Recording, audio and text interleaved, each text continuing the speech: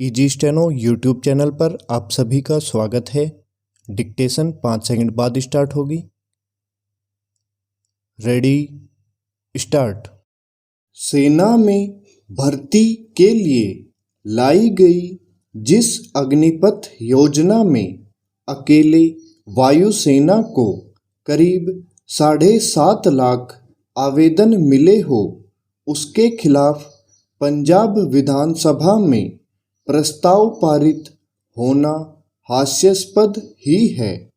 इस योजना के तहत रिकॉर्ड संख्या में आवेदन मिलना यही बताता है कि देश के युवा सेना में अपनी सेवाएं देने के लिए प्रतिबद्ध है और वे यह समझ चुके हैं कि यदि 4 साल बाद सैनिक के रूप में उनकी सेवाएं जारी नहीं रहती तो भी वे अपने लिए रोजगार की तलाश करने में समर्थ होंगे। इसका एक कारण तो यह है कि इसके लिए केंद्र सरकार ने कुछ विशेष प्राविधान किए हैं और दूसरा यह कि कई राज्य सरकारों और निजी क्षेत्र ने भी अपने अपने स्तर पर सकारात्मक पहल की है। जब अपेक्षा यह की जा रही थी कि सभी राज्य सरकारें अग्निपथ योजना में शामिल होने वाले युवाओं यानी अग्निवीरों के लिए कुछ सकारात्मक घोषणाएं करती, तब उनमें से कुछ ने संकीर्ण राजनीतिक कारणों से नकारात्मक रवैया अपनाना पसंद किया। समस्या केवल यह नहीं कि पंजाब सरकार ने विधानसभा में प्रस्ताव लाकर अग्निपथ योजना का विरोध किया, बल्कि यह भी है कि कांग्रेस ने भी उसका साथ देना उचित समझा।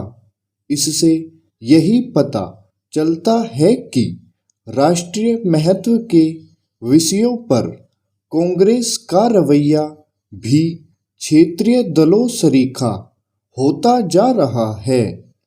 कांग्रेस ने पंजाब सरकार की ओर से लाए गए प्रस्ताव का जिस तरह समर्थन किया, उसे देखते हुए हैरानी नहीं कि राजस्थान और छत्तीसगढ़ की सरकारें भी इसी राह पर चले। इसका अंदेशा इसलिए भी है क्योंकि नागरिकता संशोधन कानून के मामले में ऐसा ही किया गया था।